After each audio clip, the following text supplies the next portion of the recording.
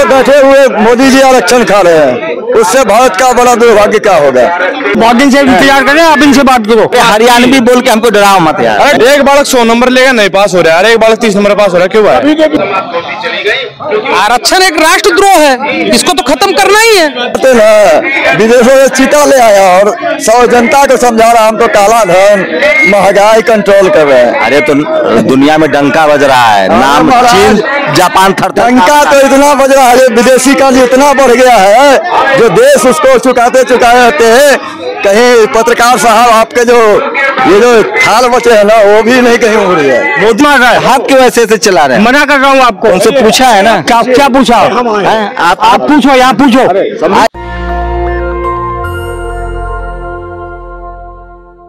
मैं इस समय जंतर मंतर पर हूँ और मेरे कैमरामैन तस्वीरें दिखाएंगे। जातिगत आरक्षण विरोधी हुंकार रैली है। इसमें खुद जो प्रवक्ता है वो कह रहे हैं कि 50 से 60 लोग यहाँ आए हैं, तो संख्या बहुत कम है, कुछ महिलाएं भी हैं। तो आरक्षण विरोधी रैली, जातिगत आरक्षण विरोधी रैली जो है SC ST act, SC ST OBC EBS आदि के नाम से जारी आरक्षण की मौजूदा व्यवस्था को तुरंत समाप्त कर योग्यता प्रतिभा की अनदेखी बंद करे। आरक्षण SC ST एक्ट को लेकर भी लोग बोल रहे हैं खत्म करिए। तो ये इनकी संख्या है जंतर मंतर पर। एक दर्जन से ज्यादा करीब लोग हैं और ये लोग आरक्षण के खिलाफ जो है वो लोग खड़ा हुए हैं। हम बात करते हैं कुछ लोगों से। कहाँ से आई है मैम, बात करेंगे? 1 मिनट, न्यूज इंडिया से। अच्छा, आप तो पत्रकार हैं? पत्रकार हैं आप? जी सर। क्या आप ये आंदोलनकारी हैं? नहीं, पत्रकार हैं। हाँ, आई एम सॉरी। तो ये है, ये महिलाएं हैं। आप लोग आरक्षण विरोध की रैली में आई हैं? हाँ जी। लोग तो झूठे नहीं, लोग तो झूठे नहीं, बहुत कम लोग हैं। लोग तो काफी लोग हैं। क्यों क्या इंटरव्यू लोगे तो बात कर रही है, क्या कर रही है? पूछो, बात करना चाहती है।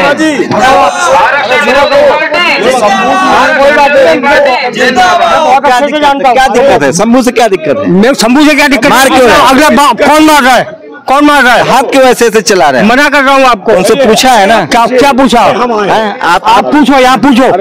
इनसे बात करें, आप इनको पूछो, आप इनको पूछो। बहुत दिन से इंतजार करें, आप इनसे बात करो। आप मारते हैं लोगों को? आप हर किसी के ऐसे कौन मार रहा है? क्यों बेकार की बात कर रहे हो? क्यों बेकार की बात कर रहे हो? हाथ क्यों चला रहे हैं? हाथ कौन चला रहा है? बेकार की बात मत करो। मना कर रहा हूँ मैं, मत इंटरव्यू। आप आपके हिसाब से चल रहे हैं और किसके हिसाब से? ये महिलाओं को आप अपने हिसाब से चलाते हैं? किसके हिसाब से चलेगी? इनकी धर्म पत्नी है ये, तो इसलिए कह रही है आप बस मत। आप इतनी धर्म पत्नी है समझो आप। तो ये आपको आप कैसे क्या बोलेंगी ये तय करते हैं? नहीं, किससे बात करेगी? जबरदस्ती आपसे बात करेगी? आपसे एक बताइए, तो हमको पता था कि आपकी धर्म पत्नी है। आपको मना कर दिया ना। आप प्रदर्शन में आई है, प्रदर्शन में आई है, क्यों? आप पत्नी को ऐसे बोलने से मना करते हैं? आप किसी से जबरदस्ती बात करोगे क्या? पहले वो बताइए, छोड़िए बात। आप बताइए, आपकी धर्म पत्नी है, जबरदस्ती से बात, चाहे कोई भी हो, आप जबरदस्ती बात करोगे क्या किसी से? उनसे परमिशन ली है कि नहीं? आप परमिशन ली ना। अब बात करो, आप इनसे पूछा, हमसे आप बात करो। उनसे क्या पूछ रहे? पहले हमसे पूछो ना। अभी सभा हो रही है, सभा के बाद में बात कर रहे हैं आप जो भी है। आप लोग महिलाओं को बोले नहीं? क्यों नहीं बोलने देते? क्यों नहीं बोलने देते? आप जबरदस्ती बोलोगे क्या उनसे? आप डिस्टर्ब कर रहे हो, उधर भाषण हो रहा है और आप डिस्टर्ब कर रहे हो, यहाँ पे हमारे प्रोग्राम को खराब कर रहे हो। आप परमिशन नहीं दिया, मैं दिया वैसे। नहीं, अद्भुत नहीं है ये, बिल्कुल आप। हाँ, नहीं, हम तो सोचे महिलाओं से बात कर ले, सालों से इंतजार कर रहे हैं। इधर इधर क्या नाम है ये? क्या नाम है इनका? अरे ये अन्य समर्थक दल है। आप कम से कम इतना अरे पहले स्वागत। इतना संख्या आप लोग जातिगत आरक्षण विरोधी रैली निकाले, लोग तो है नहीं। खुद भाई साहब कह रहे हैं कि 60 लोग जमा हुए हैं। बिल्कुल 60 लोग जमा हुए हैं, 600 भी होंगे ना, 6000 भी होंगे, 6 लाख भी होंगे। भीम आर्मी वाला ज्यादा जुटता है, आप लोग कम जुटे हैं। हाँ, तो क्योंकि हमारे लोग जाग ही नहीं रहा। ऐसा क्यों? ये हमारे देश के लिए विरोधी लोग सोया हुआ है। बिल्कुल सोया हुआ है। चलिए आपसे एक सवाल पूछूं, जवाब देंगे? अब आप ये बताइए, मैं IAS का भी एग्जाम्पल ले रहा था। IAS बनने के लिए UPSC हमारे देश का सर्वप्रथम एग्जाम है, सबसे बड़ा, जिससे कि देश चलाते हैं। हम सोचते हैं कि प्रधानमंत्री चीफ मिनिस्टर देश चलाते हैं, नहीं, IAS देश चलाते हैं। मानते हैं नहीं मानते हैं? बताइए कौन चलाता है देश? IAS देश चलाता है। प्रधानमंत्री कैसे? बताइए कैसे? प्रधानमंत्री बताइए कैसे चलाते हैं देश? प्रधानमंत्री कैसे देश चलाता है? प्रधानमंत्री किससे वो लेते हैं परमिशन? प्रधानमंत्री किससे पूछते हैं? IAS से। IAS से पूछते हैं ना, वही तो कह रहे हैं। IAS तो अच्छा चलिए, IAS परमिशन कहना क्या? आप कह रहे प्रधानमंत्री आते, प्रधानमंत्री पढ़ा लिखा खुद नहीं, वो क्या देश चलाएगा? प्रधानमंत्री अपना पढ़ा लिखा नहीं है। किसने बोला पढ़ा लिखा है? मोदी जी पढ़े लिखे नहीं है। मोदी कहाँ पढ़े लिखे हैं? बताइए, आप बताइए, डिग्री लाइए, दिखवाइए आप। MA पास है भाई साहब, पॉलिटिकल। ऐसे तो राहुल गांधी पास है, सब कुछ डिग्री है राहुल गांधी। अरे भाई, राहुल गांधी द्वारा सारी डिग्री है, फिर राहुल गांधी प्रधानमंत्री क्यों ना? वो बता दे। तो पढ़ाई लिखाई जरूरी है प्रधानमंत्री? सारी चीजें जरूरी है, ऐसे थोड़ी है कि हम किसी बिना पढ़ा लिखा तो प्रधानमंत्री नहीं हो सकता है। ऐसे कैसे हो जाए? जब अपनी देश के बारे में उस बंदे को नहीं पता, कुछ नहीं पता, तो कौन हो जाए? ऐसे किसी को थोड़ी बना देंगे। प्रधानमंत्री की कुर्सी पे बैठे हुए मोदी जी आरक्षण खा रहे हैं, उससे भारत का बड़ा दुर्भाग्य क्या होगा? तो प्रधानमंत्री पढ़ा लिखा नहीं है। पढ़ा लिखा कहाँ है? पढ़ा लिखा सोचिए, पहले बता दूं कि जिस धरना में महिलाएं आई हैं, बैठी हुई है, लेकिन उनके जो घर के जो पुरुष है वो बोलने नहीं दे रहे हैं। आप बताइए, आप लोग क्यों प्रदर्शन कर रहे हैं? आरक्षण क्यों हटाना चाहते हैं? ऐसा है शंभू जी, आपको हमारे प्रांगण में बहुत बहुत स्वागत है। पहले ऐसे इमोशनल ब्लैकमेल मत कीजिए। आप मुद्दे पर आइए, वो बाद में चाय पिलाएंगे आपको। आप बताइए, आप लोग आरक्षण के विरोध में क्यों? आपको कई बार हमने सुना, आपका इंटरव्यू देखा, तब से हमारी तमन्ना थी कि आपसे मुलाकात हो। आज पूरी हो गई। मैं यूपी के उन्नाव जनपद से यहाँ आया हूँ। आप क्या नाम? राम बरन सिंह मेरा नाम है। मैं उत्तर प्रदेश का प्रदेश अध्यक्ष हूँ RJVP का। तो जनरल कैटेगरी से हैं? हाँ, देखिए, क्यों आरक्षण खत्म करवाना चाहते हैं? अब सुनिए शंभू जी, हम जनरल है कि क्या है, बाकी हमारी किसी भी जात, हम जातिवादी नहीं है। अरे जातिवादी संविधान मानते हैं कि नहीं? अब संविधान मानते हैं। तो संविधान में SC ST OBC जनरल संविधान में तो ये भी लिखा हुआ है जो 10 साल में बात करने देना, बात करें। कहाँ लिखा हुआ है? संविधान में तो ये भी लिखा हुआ था जो 10 साल के लिए आरक्षण लागू करना चाहिए। तो पॉलिटिकल राजनीति के बाद तो ये पॉलिटिकल राजनीति एक नेता अपना धंधा बना लिए हैं, ठीक है। आप लोग को अभी तक नहीं दिखाई दे रहे हैं जो राष्ट्रपति के कुर्सी पे बैठ के आज राष्ट्रपति भी आरक्षण का लाभ ले रहे हैं। और खानदान बाय खानदान, अगर राष्ट्रपति आरक्षण से चुने गए हैं तो आरक्षण से ही चुने गए हैं। राष्ट्रपति ट्रेनिंग नहीं है शंभू जी, ऐसा देखिए, आरक्षण जब से लागू हुआ, आरक्षण भीमराव अंबेडकर साहब जी ने क्यों लागू किया? अरे उससे पहले से लागू है। उससे पहले से लागू है। सबसे पहले साहू जी महाराज ने लागू किया था। कोल्हापुर के एक राजा साहब थे, उन्होंने भी लागू किया था। आप मुझे ये बताइए, आरक्षण का क्राइटेरिया संविधान, आप लोग संविधान मानते हैं कि नहीं? अरे उसी तो हम बता रहे हैं कि संविधान। हमारे सवाल सुन तो लीजिए, आप संविधान मानते हैं ना? संविधान में आरक्षण के प्रावधान जो किए गए हैं उसके आधार क्या है? उसके आधार ये है, गरीबी है। गरीबी जो दबा कुचला। मैं आपकी जानकारी के लिए बता दूं, आप किसी पार्टी संस्था चलाते हैं, आप संविधान बदल लीजिए। हमारे पिताजी का नहीं है संविधान, सुन तो लीजिए भाई, सुन मुझे। अरे जब वो, अरे मैं एक जानकारी दे रहा हूँ, आप हमारे सीनियर हैं इसलिए जानकारी दे रहा हूँ, उम्र ज्यादा आपकी। आरक्षण के 3 पैरामीटर्स हैं। क्या?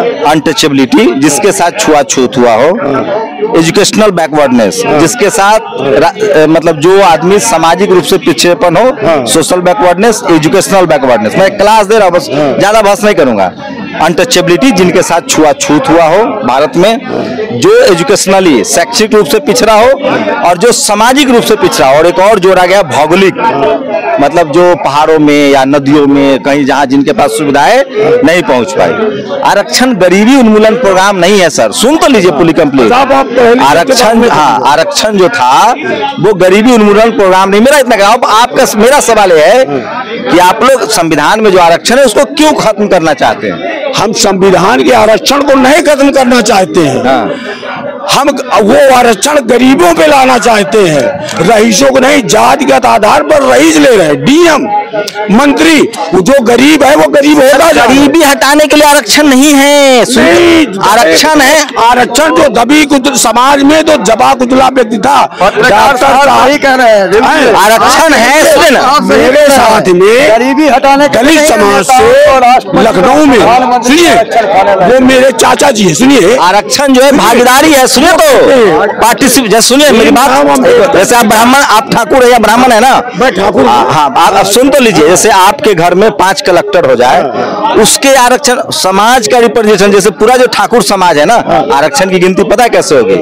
सुप्रीम कोर्ट में किस कम्युनिटी का कितना जज है, पीएमओ में जो भाई साहब कह रहे कि देश चला रहा है आईएएस, पीएमओ में किस कम्युनिटी का, कम्युनिटी सुन तो लीजिए भाई, जाति नहीं, ये देश कम्युनिटी वाइज बटा हुआ है, SC ST OBC माइनॉरिटी और जनरल।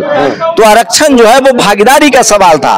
जो कम्युनिटी संविधान के हिसाब से, जो कम्युनिटी जहां पर नहीं है, जिसका रिप्रेजेंटेशन नहीं है, उसको रिप्रेजेंटेशन देने के लिए आरक्षण लाया गया था। हाँ, ये किसने, ये आगे आप लोगों को कौन नहीं बनने दिया? वो आप लोगों के नेता।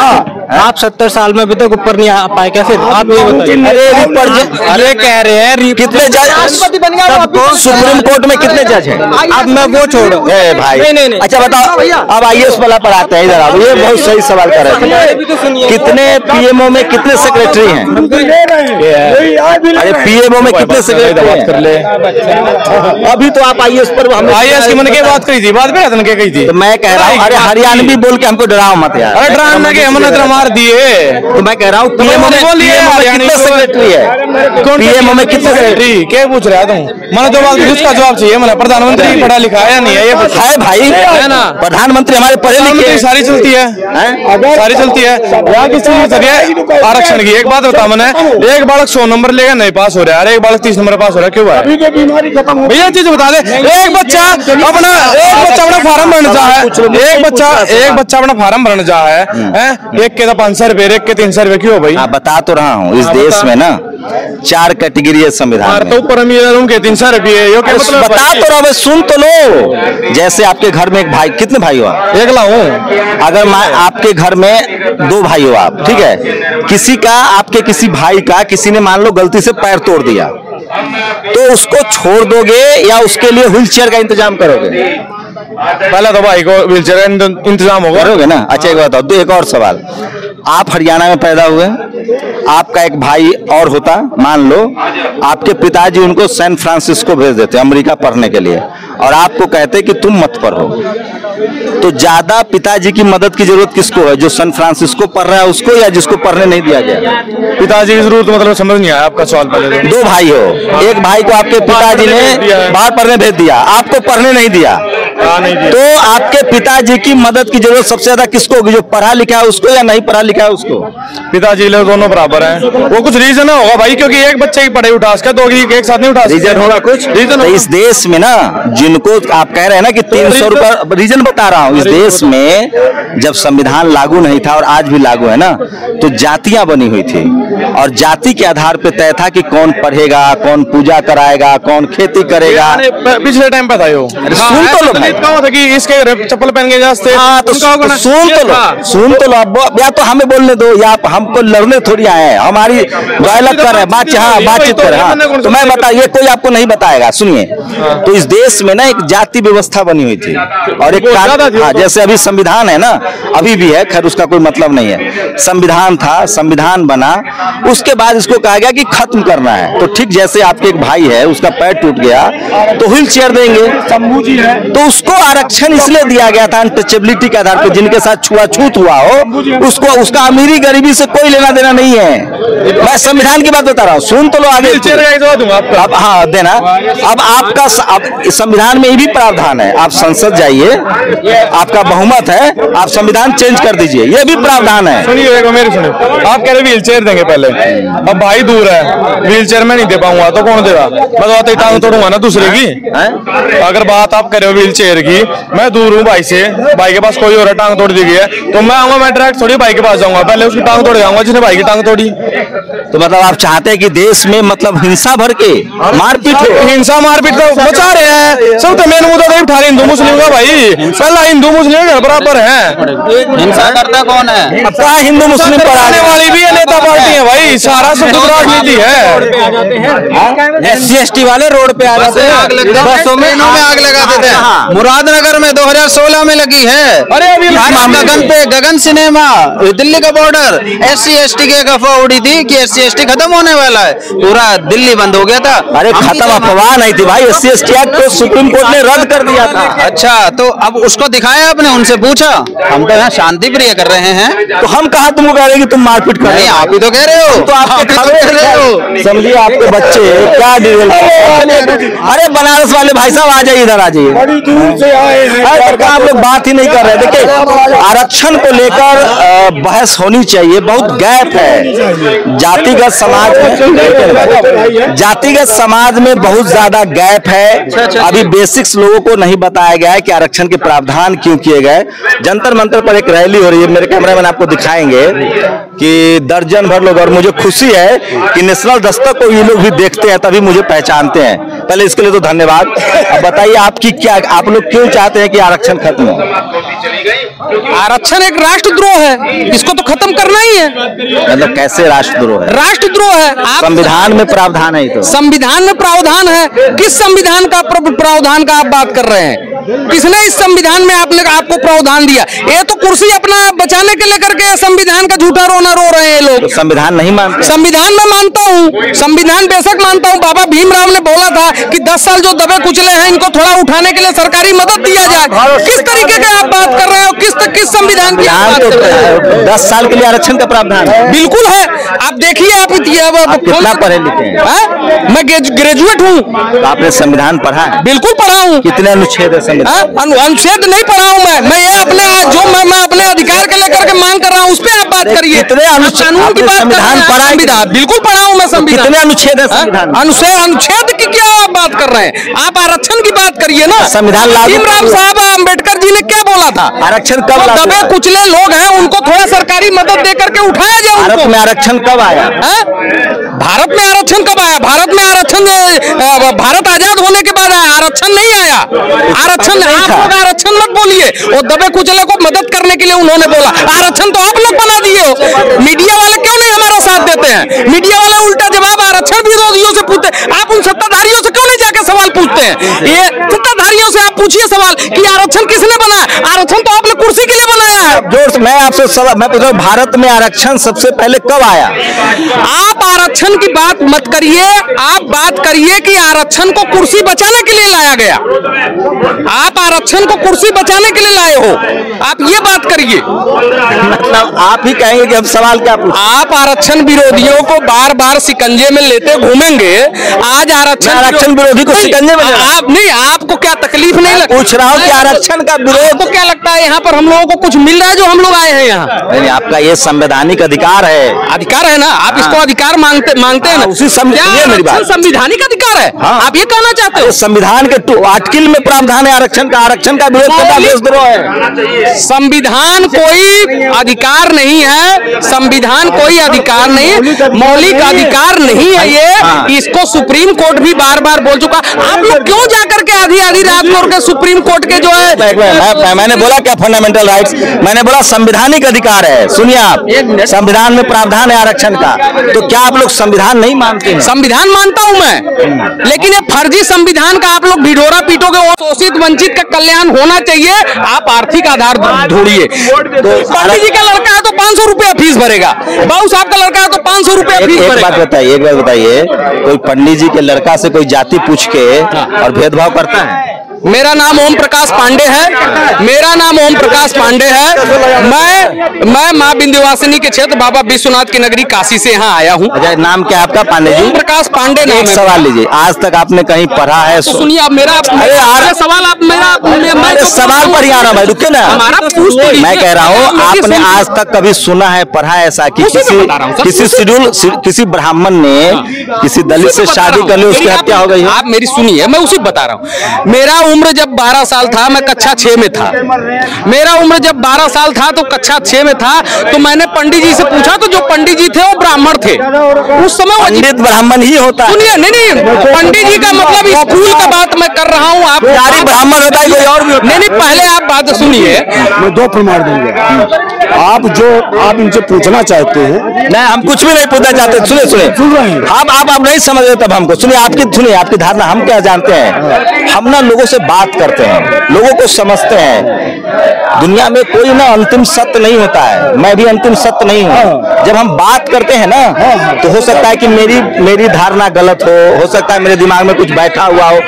हम सब जिस जाति और देश में पैदा होते हैं ना, उसके हिसाब से सोचते हैं। तो मैं आज सवर्ण समाज से बात कर रहा हूँ कि ये समाज आरक्षण को लेकर कैसे सोच रहा है। एक पत्रकार के तौर पे हम रोज पढ़ते हैं, लिखते हैं और मामले को समझते हैं। हम लोग चाहते हैं इस देश में इक्वालिटी आए, फ्रेटर्निटी आए, समानता आए। न तो हम किसी के खिलाफ हैं, न किसी के साथ हैं। हाँ, हम पीड़ित के साथ हैं। जैसे आप लोग प्रोटेस्ट करने आए, तो हम पत्रकार हैं, हमारा काम है आपसे सवाल पूछना। आर्थिक आधार पे मिले ना, कोई दिक्कत नहीं है। अरे दिक्कत ये है ना कि जो संविधान है उसमें जो आरक्षण का प्रावधान है उसमें आर्थिक नहीं है। जैसे बाप को, जैसे आपने हमको पैदा किया तो हम हमारे बाप हुए, या हमने आपको पैदा किया तो हम आपके बाप हुए। आप कहोगे नहीं, भाई हो गए। जो संविधान है उसका प्रावधान आर्थिक आधार पे नहीं है। कॉन्स्टिट्यूशन में संविधान का प्रावधान अनटचेबिलिटी के आधार पे है, जिनके साथ छुआछूत हुआ हो। ये छुआछूत किसने बनाया? जब मैं गवर्नमेंट स्कूल 9th 10th में पढ़ रहा था, मैं जनरल कास्ट से हूँ, हमारे साथ ST OBC सब थे, तब मिड डे मील अभी हुआ ना। सुनिए, तो ये अभी आजाद जब हुआ देश, तब जाके छुआछूत खत्म हुआ है। आज भी लोगों को जाति के आधार पे मारा जाता है। आप नहीं मानते हैं? आज भी शेड्यूल कास्ट का लड़का शादी कर ले, अगर शेड्यूल कास्ट का लड़का शादी कर ले ना किसी सवर्ण लड़की से, तो उसकी हत्या हो जाती है। ये होती है। जैसे समाज में हर तरह का लोग है। जैसे आप बताएं, आप कितने पढ़े लिखे? मैं 12वीं तक पढ़ा, मैं ज्यादा नहीं पढ़ा, 12वीं तक पढ़ा हूँ।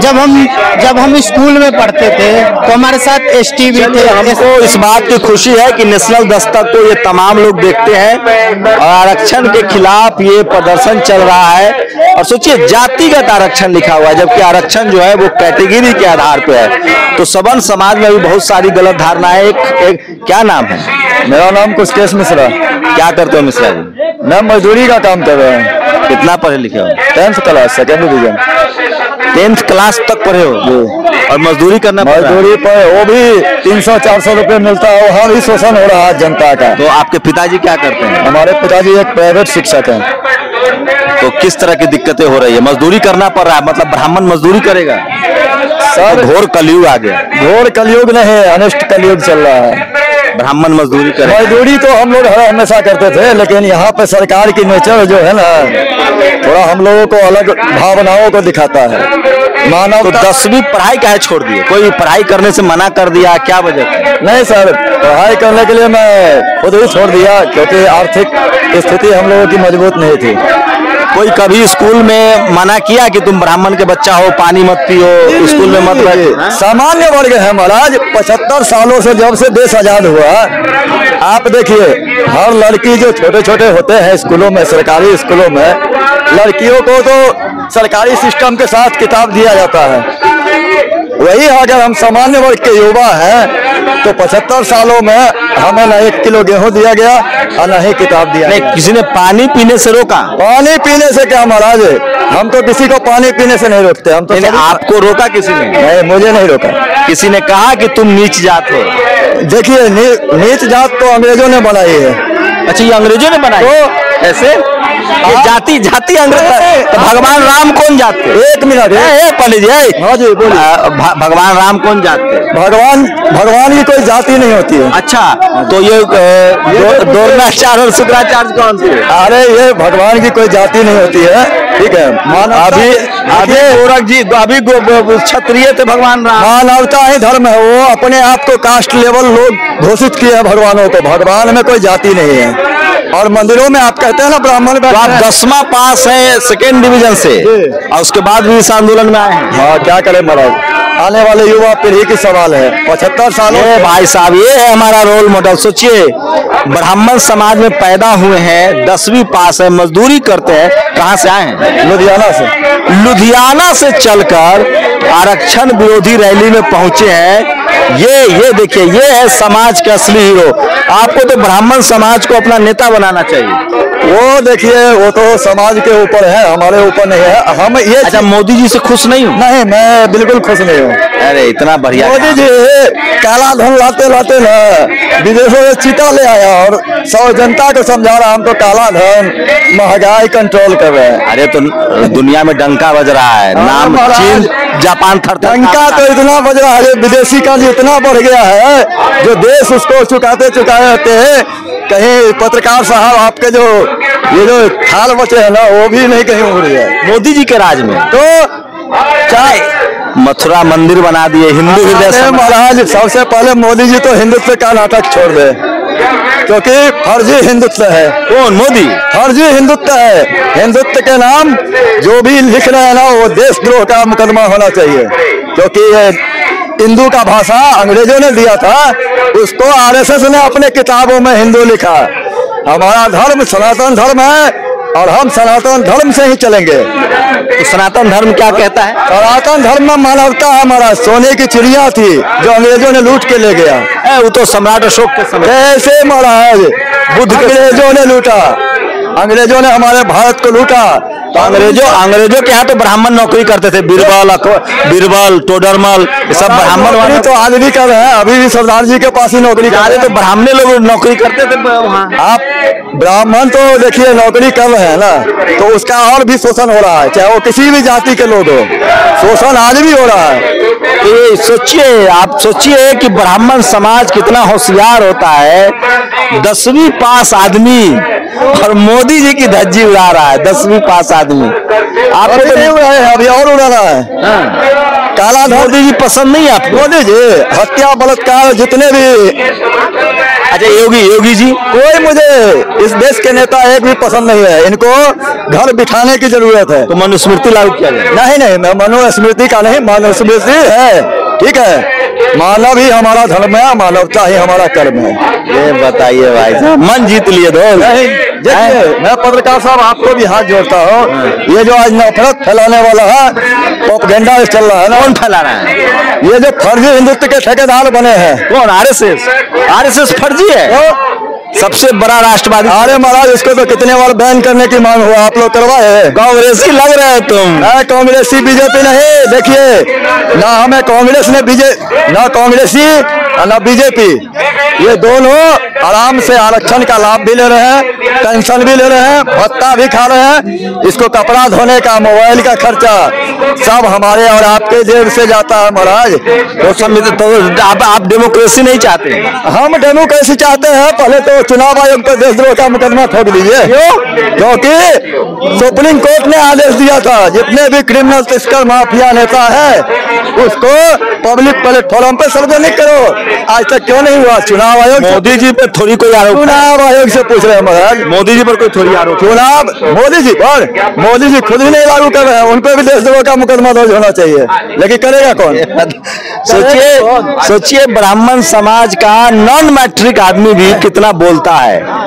सब कुछ बोलने में छुपा है, बोलने में ताकत है, बोलने में शक्ति है। 2024 में है ना, ये हवा बनाने वाला समाज है। जब चाहे जिसको जिता दे, जब चाहे जिसको हरा दे। 143 सीटों पे नया संसद उतारेंगे, और इन जितने भी पार्लियामेंट के गद्दार नेता है ना, जो जाति धर्म में बांटने का काम करता है, इसको घर में आराम की जरूरत है। मोदी जी गद्दार हैं, बुढ़े हो गए हैं ये लोग, इनको अब आराम की जरूरत है। अब इसे आराम करवाइए महाराज। तो सोचिए, मैं इसलिए कह रहा हूँ कि चाहे मतलब अमेरिका के मैनचेस्टर से हो या ऑक्सफोर्ड में पढ़ा ब्राह्मण समाज का युवा हो या प्रोफेसर हो या कोई नॉन मैट्रिक ब्राह्मण, बात करने में एक ही लेवल पे बात करेगा, वो एक ही फ्रीक्वेंसी है।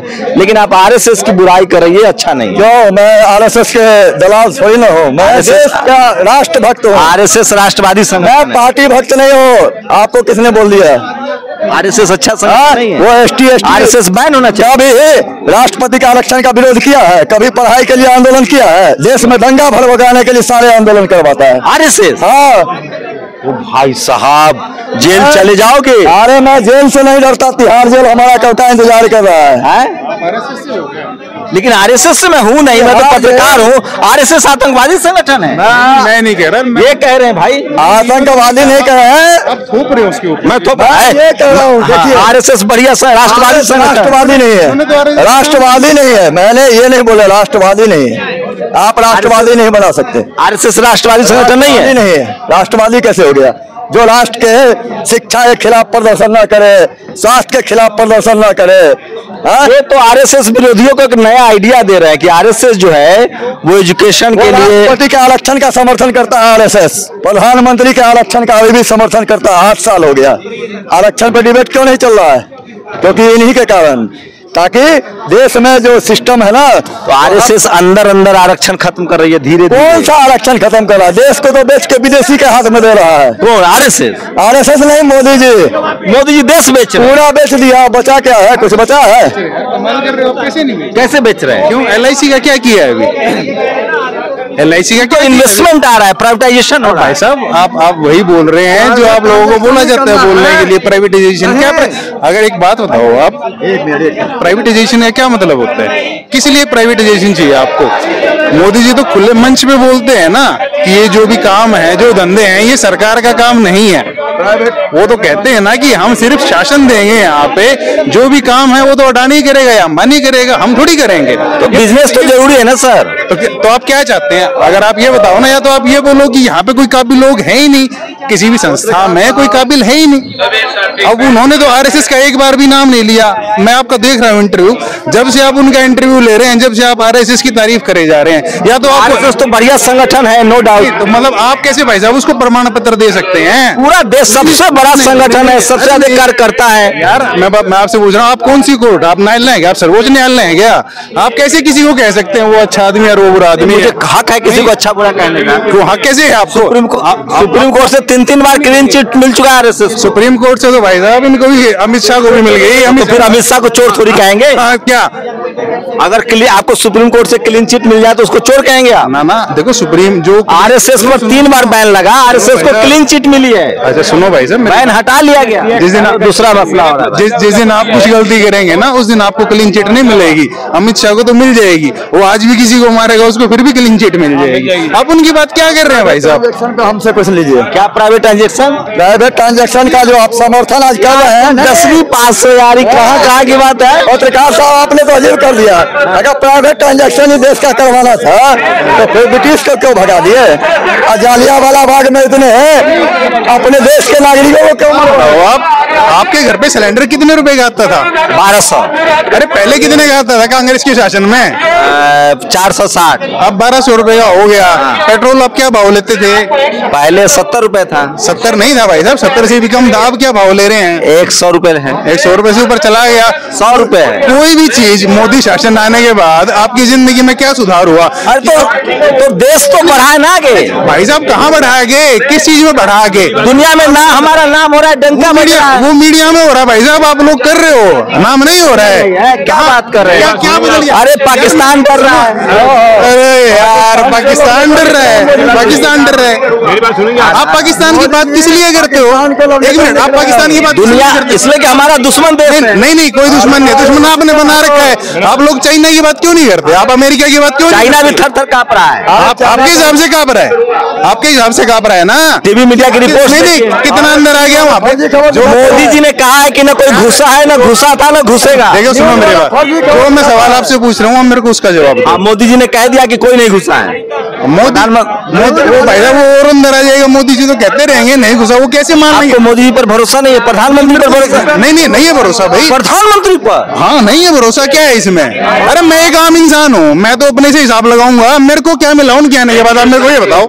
पूरी दुनिया में मोदी जी का नाम है यार मुझे पूरी दुनिया, भाई साहब आपको अपना घर चलाना है, पूरी दुनिया चलानी है। अरे भारत सुपर पावर बन रहा है, आपके विश्व गुरु बन गया। आपके कहने से कुछ नहीं होगा। आपके कहने से कुछ नहीं होगा। आपके पास क्या तथ्य हैं? तो सारा टीवी अखबार झूठ बोलता है। हाँ, सब झूठ बोलते हैं भाई साहब। मैं तो भाई साहब 1200 रुपए का सिलेंडर लेता हूँ।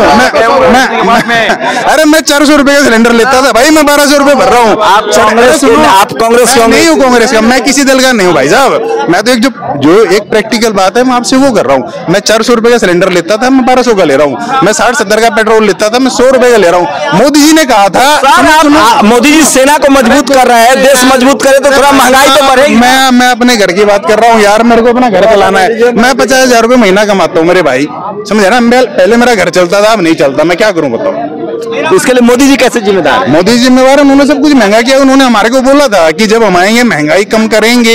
उन्होंने तो नहीं करी महंगाई कम, वो तो कहते थे काला धन हम लाएंगे, वो तो नहीं लेके आए काला धन। नहीं, काला धन नोटबंदी कर दिया, सारा पैसा आ गया। तो नोटबंदी से क्या हो गया? नोटबंदी से जितने सारा काला धन है। नोटबंदी की बता दूं आपको, जितने गरीब लोग थे ना उन्हीं को इफेक्ट पड़ा है, किसी अमीर को इफेक्ट नहीं पड़ा नोटबंदी का। लाइन में लग गए थे अमीर लोग। भाई साहब ऐसा है, आप लोग यहाँ पे ना आए हैं बीजेपी की तरफदारी करने के लिए, आरएसएस की तरफदारी करने के लिए। आप लोगों का ना मुद्दों पे ध्यान नहीं है। आप तो सेना मजबूत हो गई, डंका बज गया। अरे आपके कहने से बज गया या डंका? क्या हो गया बताओ?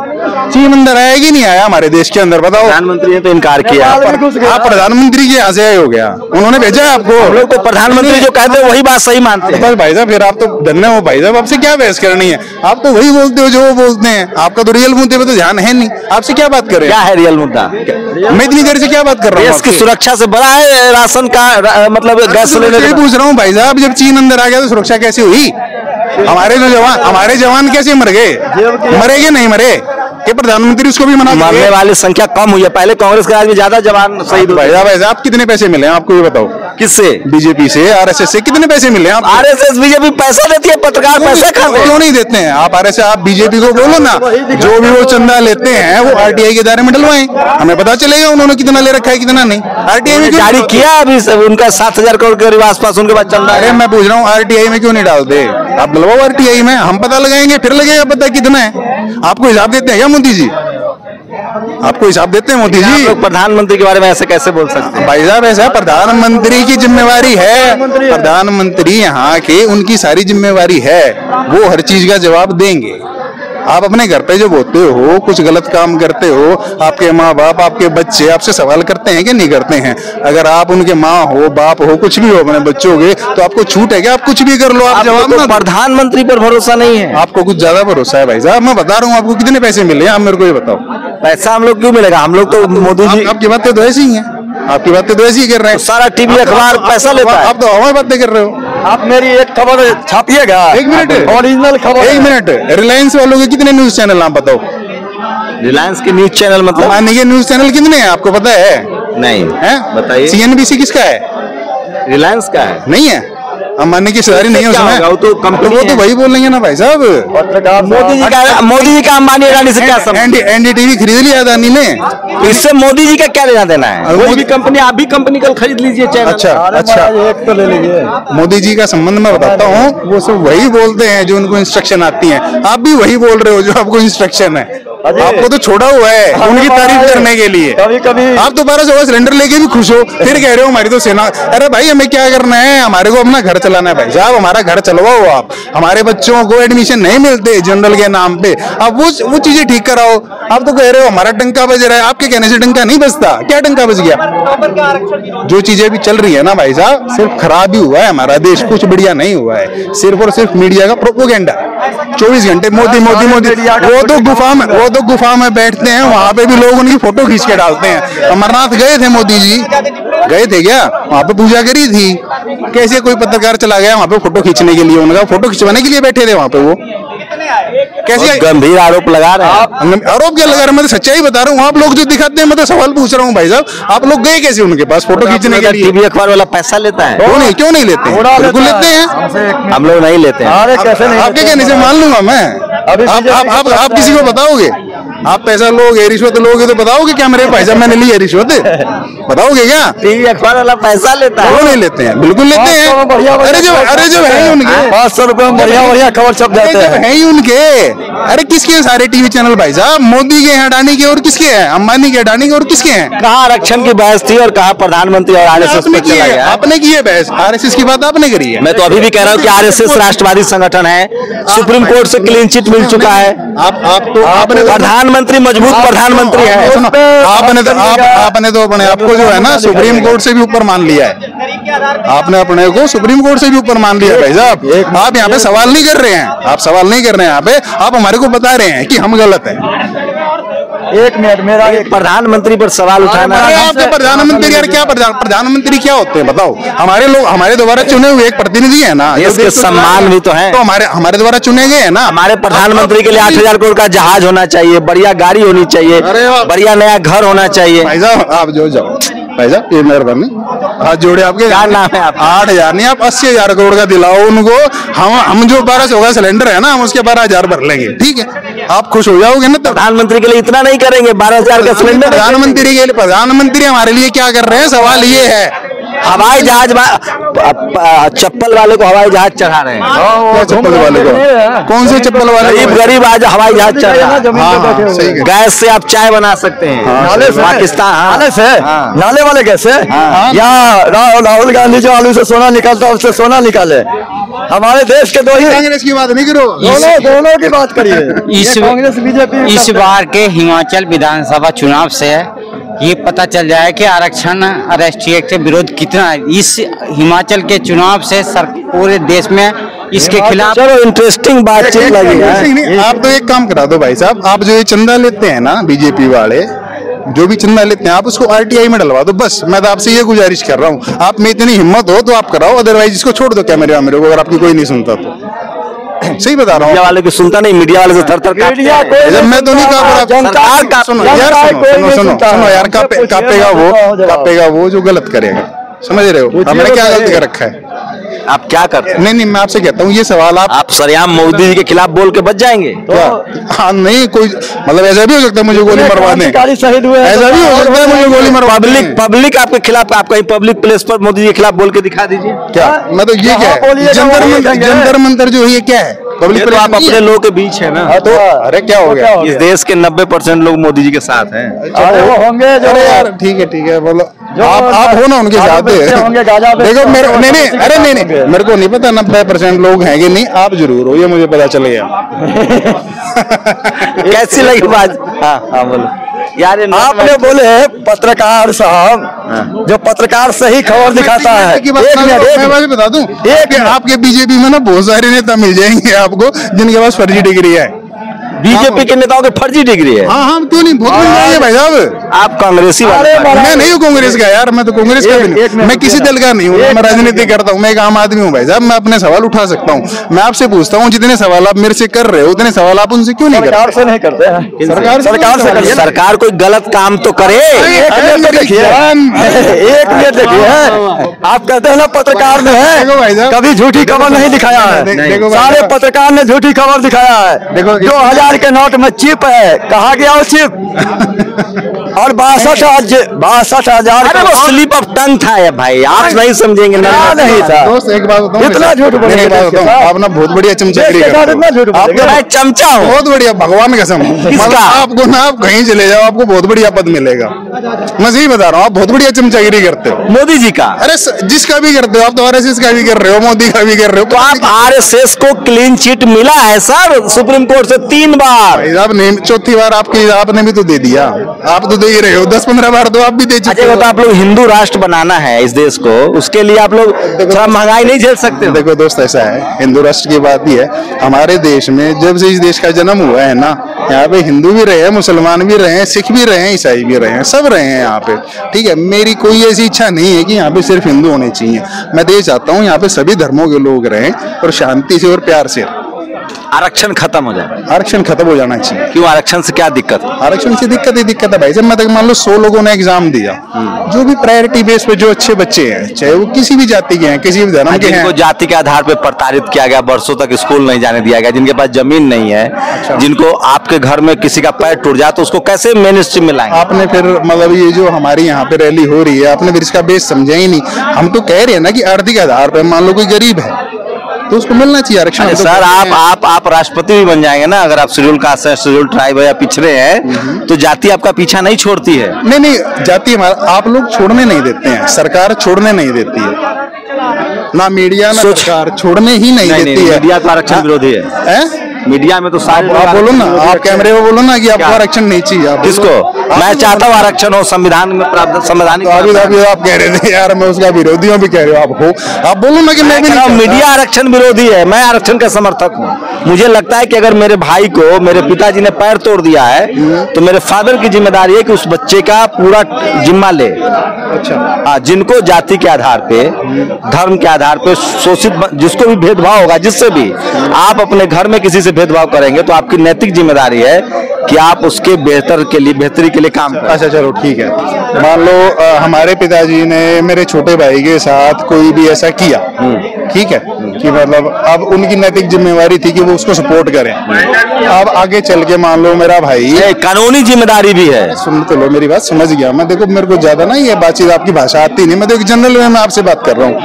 अब उनकी मान लो जिम्मेदारी थी उसको सपोर्ट करना, अब उसने उसको सपोर्ट कर दिया आगे, और कल को IAS IPS अफसर बन गया, वो तो बन गया, लेकिन क्या अब उसके बच्चों को भी जरूर आरक्षण? कोई डाटा है कि जो आर्थिक रूप से और सामाजिक रूप से अपलिफ्ट हुए हैं, SC ST OBC, चाहे जो रिजर्व कैटेगरी के, उनके बच्चे भी रिजर्वेशन ले रहे हैं? तो मतलब इस बात में आपको डाउट है कुछ? 100% डाटा ही नहीं है। चलो कोई बात नहीं, अगर ये बात ना, क्योंकि आप पढ़े लिखे इसलिए मैं आपसे बात कर रहा हूँ।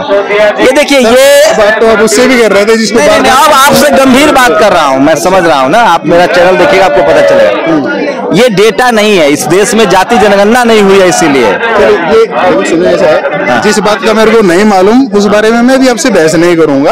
अगर आपको डाटा चाहिए तो मैं भी इनसे बात करता हूँ, कोई डाटा अगर ऐसा अवेलेबल होगा। 1932 के बाद कोई जनगणना ही नहीं हुई, फिर उसी के आधार पे आरक्षण अभी भी ना, आरक्षण जो है वो 1932 में जो जनगणना हुई थी उसी के आधार पे अभी भी दिया जा रहा है। तो फिर ऐसा क्यों है कि अभी सुप्रीम कोर्ट में इकोनॉमिक वीकर सेक्शन को लेकर, हम भी पढ़े लिखे हैं, इकोनॉमिक वीकर सेक्शन को लेकर सुप्रीम कोर्ट में हियरिंग चल रही है। वकीलों ने कहा है कि डाटा तो दीजिए।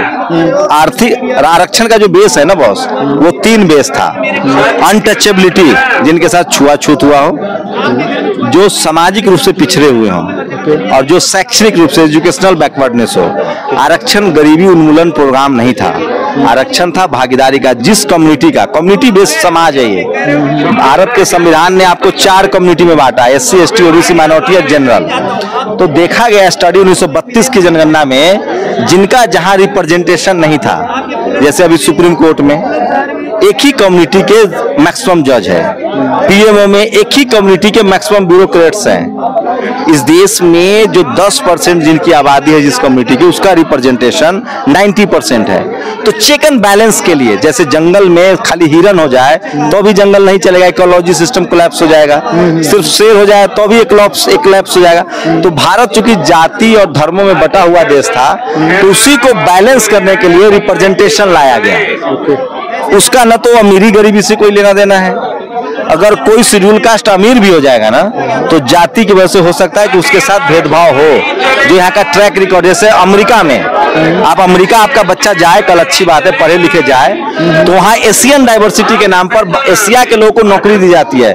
भारत, पाकिस्तान, चीन से लोग और मैंडेटरी है, कानून है कि अगर कोई एशिया का, चूंकि वो बड़ा देश है दुनिया भर के लोग, तो वहाँ बना हुआ है कि कॉन्टिनेंट के नाम पर, मतलब जो उपमहाद्वीप से जो आएगा आपको रिप्रेजेंटेशन देना है। मतलब डाइवर्सिटी है ये। अच्छा, कि अगर आप भारत के जितने जो लोग वहाँ नौकरी कर रहे हैं वो सब रिजर्वेशन की वजह से, क्योंकि अमेरिका में एक कानून है कि हम चूंकि बड़ा मुल्क है तो हम सब कॉन्टिनेंट के लोगों को, सुंदर पिचाई हो, सत्या नडेला हो, इंदिरा नूई हो, ये मेरिट से नौकरी नहीं मिली है। चूंकि एशियन है, वहाँ पहुंचे हैं, तो एशियन डाइवर्सिटी के नाम पर इनको नौकरियां दी जा रही है। आपका भी बच्चा कल जाएगा तो मैंडेटरी है कि जो एशिया का कोटा है वो तो भरना ही भरना है पहले, मेरिट के आधार पर भी मिलेगी। लेकिन अगर मान लो 50 सीट है, उसमें 15 रिजर्व कर रखा है उन्होंने कि ये 15 सीट एशिया के लोगों को ही मिलेगी।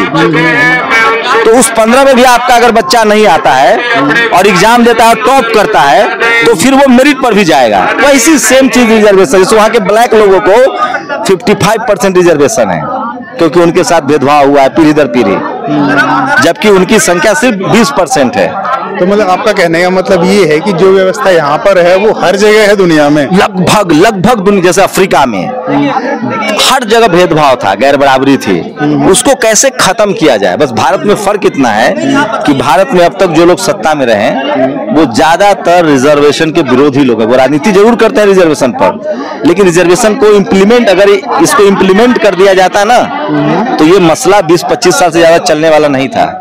लेकिन लोगों ने इसको इम्प्लीमेंट, जैसे आपका मरीज है कोई और उसको टीबी की बीमारी है और आप डॉक्टर बेईमान निकल गए तो उसको कभी बुखार, कभी मोतियाबिंद, कभी पैरालिसिस के दवाई देंगे तो उसका टीबी ठीक नहीं होगा, धीरे धीरे वो मर जाएगा। जिनके ऊपर जिम्मेदारी थी कॉन्स्टिट्यूशन को लागू करने की, वो लागू नहीं कर पाए ईमानदारी से, चलिए इसलिए लंबा खिंचता जा रहा है। कहीं ना कहीं खोट तो है ही ना, तो भाई साहब और कौन है अभी सिस्टम? सरकार नहीं। अभी इस देश में आप सवर्ण समाज से है ना, जनरल कैटेगरी से है ना, इस देश में अब जाकर जब से मोदी जी आए हैं थोड़ा डाइवर्सिटी आई है, दलित पिछड़ा आदिवासी को भी मौका दे रहा है। पहले सिर्फ और सिर्फ ज्यादातर मुख्यमंत्री, ज्यादातर राष्ट्रपति, आप देखिएगा आजादी के बाद से तमाम राज्यों का आप अध्ययन कीजिए। इसलिए मैं कह रहा हूं हम लोग जब अध्ययन नहीं करते हैं ना तो बायस्ड हो जाते हैं। आप अध्ययन कीजिएगा, इस देश में अभी भी 95% ब्यूरोक्रेसी, जुडिशियरी, मीडिया, बिजनेस और कॉलेज यूनिवर्सिटी में सवर्ण समाज को लोग रिप्रेजेंटेशन आप पता कर लीजिए, डेटा है ये। अच्छा, भारत सरकार डेटा जारी करती है, कितने जज हैं, कितने ब्यूरोक्रेट्स हैं, कितने थर्ड ग्रेड के कर्मचारी है, कितने फोर्थ ग्रेड के कर्मचारी है, लेकिन काउंटिंग नहीं हो रही। लेकिन मैं इतना कहना चाहूँगा, हो सकता है आपकी बात ठीक हो, मेरे पास तो कोई तथ्य इस बात के नहीं है। आप कह रहे हैं डाटा है तो होगा, मैं मान लेता हूँ आपकी बात। मैं तो सिर्फ आपके माध्यम से, अगर ये मेरी आवाज़ कहीं पे भी पहुँच रही है, ठीक है, मैं बस ये कहना चाहता हूँ जो भी कमियां हैं। 40 लाख रोज नेशनल दस्तक देखने आते हैं सर, हाँ, जहाँ हम लोग बात कर रहे हैं, ठीक है, तो जो भी कमियां हैं सिस्टम में उनको ठीक किया जाए, मैं बस ये कह रहा हूँ। हो सकता है कि मैं उसको कुछ ज्यादा करके बोल रहा हूँ, आपको लगता है कि इतनी कमियां नहीं है, लेकिन कुछ % तो कमियां है ही ना। जैसा कि आप मेरे को कह रहे हैं, कहीं ना कहीं सिस्टम में खामियां तो है ही ना।